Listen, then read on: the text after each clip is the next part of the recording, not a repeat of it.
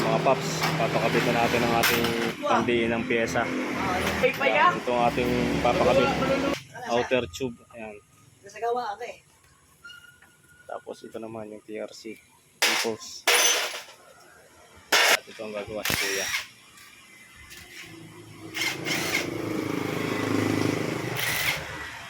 Ang yan eh. Department. Bagong palit. Sa mga gusto magpagawa kay Kuya.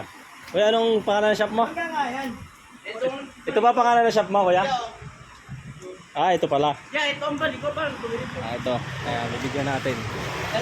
Ayan, sa mga gusto magpagawa sa dito kay Kuya.